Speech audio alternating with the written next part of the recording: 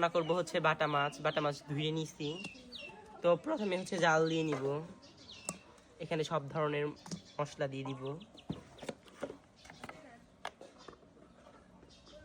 হলুদের গুঁড়া, তারপর হচ্ছে মরিচের গুঁড়া, ধনিয়ার গুঁড়া দিয়ে দিব, আর হচ্ছে অল্প পরিমাণে তেল, আর লবণটা দিতে হবে আমাকে। তো এই তো পরিমাণ মতো লবণটা দিয়ে দিলাম, এখন সুন্দরভাবে মাখিয়ে দিব। আর আমার ভাঙা কড়াই, খুবই কষ্ট লাগে, মোর কড়াই নাই।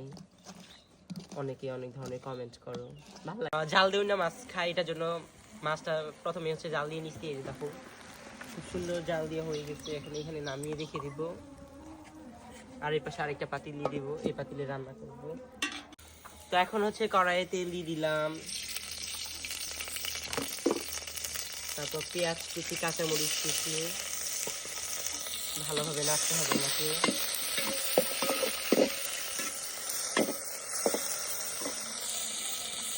এখন পরিমাণ মতো লবণটা দিয়ে দিব।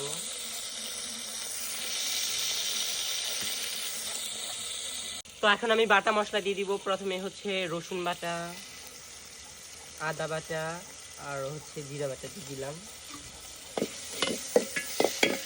এখন দিয়ে দিব মরিচের গুঁড়া,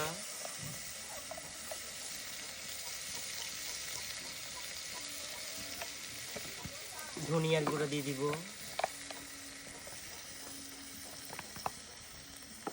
তারপর হলুদের গুঁড়াটা দিয়ে দিব, হালকা একটু পানি দিব।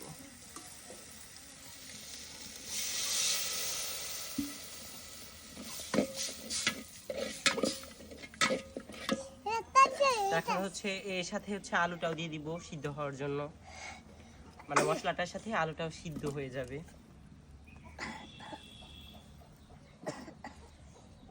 এখন হচ্ছে রান্নাটা দেখে নিব, আলুটা সিদ্ধ হয়ে গেছে। তো এখন হচ্ছে আমার বেগুন দিয়ে দিতে হবে, ওই তো কেটে ধুয়ে রেখে দিছি।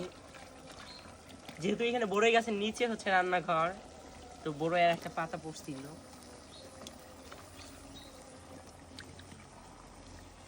চুলার পাড়ে রান্না করলেই চোখে ধোয়া যায়।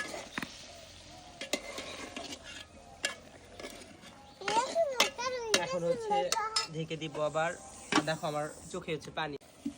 তো এখন হচ্ছে রান্নাটা হয়ে গেছে আমার, মানে কষানো হয়ে